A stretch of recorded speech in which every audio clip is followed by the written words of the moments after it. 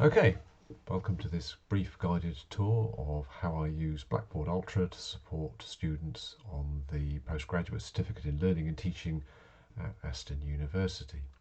So here we are at Blackboard's homepage, and we'll look at courses. Here's a list of the modules I have with the different cohorts, and we're going to look at the fourth module, Designing and Leading Modules, for ED 7004 for the September 2022 cohort. And here we are in Blackboard. Over on the left hand side we have the controls which are used by the tutor, and on the right hand side we have the course content. So starting with the module information, we have an overview of the module. So this is copied and pasted from the module handbook, but it's just more convenient to find. Here is that handbook and assessment guide, and students can either download it using this control here, or they can just sort of scroll through it.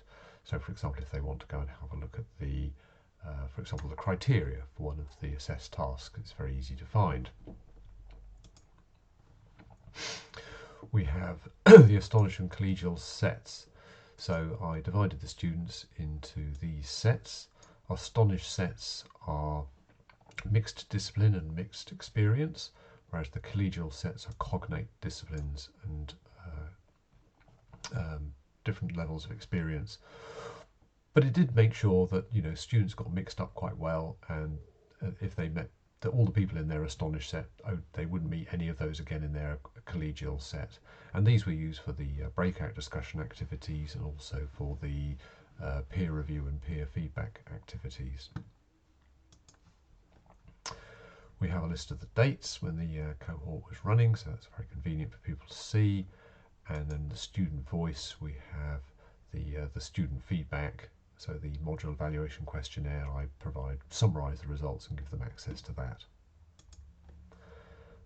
So let's close that folder up and go and have a look at assessment and feedback information, where we have the deadlines and then a couple of templates that they can use. But this is where they would submit their assignments. So let's go and have a look at 86, Evidence-Led Innovation and Practice, which is probably the keystone submission for this particular module.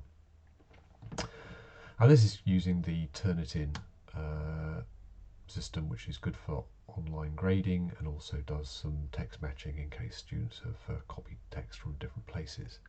So we'll have a look at the sort by grade, and the highest graded one was by Georgie Chase.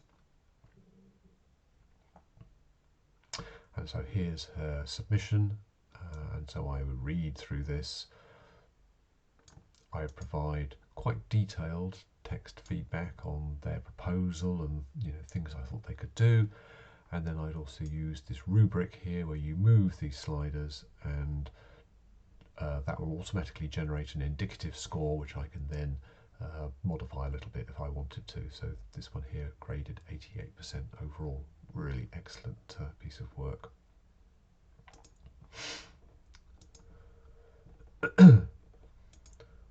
We have Aston Replay, or Panopto, which is used for recordings of the sessions.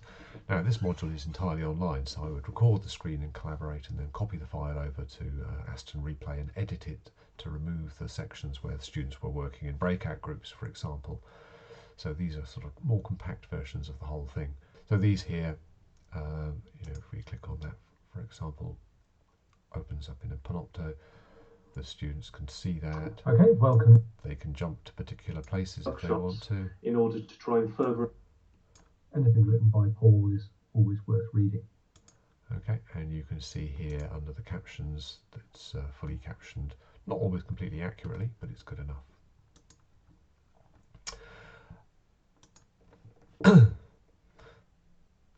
Then we come down here to previous 86 submissions. So I've provided the students with access to the submissions by students from previous cohorts who agreed to share their work.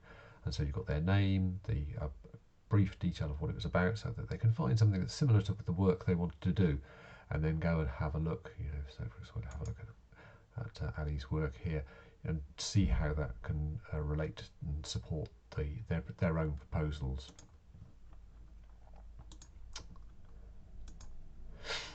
There's a bit of independent study before the first session, so I'm going to get them to read a chapter of a book, so these are all online and accessed through Talis. A link out to a resource from the Centre for Teaching at Vanderbilt University, so let's have a quick look at that. So there'll be a little video to watch here and some text to read and so on. And then, something else to read. So maybe about an hour's worth of work in total. Then we come down to each session. So if I click on this session, session 1, there are some PowerPoint slides. There's the alignment with the professional standards framework and work they need to do before session 2. There are some resources that they're going to need to use during the session itself. So they'll be downloading these or accessing these during the taught session. And then there's a whole load of supporting resources here which provide additional reading and about particular topics. But the bit I'm interested in here is the PowerPoint slides. So again, these would be presented on screen during the session. We have the title slide, where it is within this particular module, key questions for today and alignment with the PSF, the timing of the day, and then I'd start with about 30 minutes worth of discussion in their breakout sets about the topic of the day, just to remind them what they were discussing about. Be with you in a minute. We had these 60-second stretches where students would this was a suggestion of one of the students, and it was a really good idea. They said, the 15-minute coffee break's fine, but can we have some more short breaks? And if you're sitting down for an online session, it really helps to have these. Then there's a little bit of, talking about Aston's guiding principles. Notice that I use Vvox to ask questions to make this a little bit more interactive. And then we move on to talking about various theoretical models. So we start with backwards design, remind them what constructive alignment's about. Most of these slides were animated so that you'd kind of click and it would gradually build up the images you went. Quite visual, talking about backward design and how it works and so on. So introducing them to the topic, time for a quick stretch, and then on to another theoretical model, this time Diana Laurelard's conversational framework. Talk about the book that it came from, explain how this works and the activity types and how you support those, and then look through a range of educational activities. So the seminars have lots of feedback loops, conversational feedback loops, so it's really quite good. Labs are even better and richer, but didactic lectures, there's not much going on really. But if you add in a system like Vvox, then it can add in all of these extra feedback loops, which is one of the reasons they work so well to make lectures more interactive. Quick stretch, bit more conversation. This is I'm getting the students to kind of use the template that I provided to explain how a jigsaw learning group presentation would work with the conversational framework. Talked about the different shapes, balances between these activities and what's an appropriate balance. And then they get to follow that link to the ABT Learning Design tool to play with that sort of diagram. Quick coffee break halfway through the morning. Another theoretical concept, this time universal design for learning. Don't have time to actually sort of teach them much about it, but I can introduce them to it, show them a little bit about how it works and provide the link that takes them out to follow it through. And the same goes for this Sculpt accessibility guidance here. Really, really useful stuff, but I'm not going to deliberately teach it by step. And then there was a big piece of discussion about leading a module where I mixed them up and chose those who had more experience to lead those groups. So we, in addition to the astonishing collegial sets, I did kind of mix people up as well. And then finally, we're going to be introducing them to the what's happening at the end of the morning.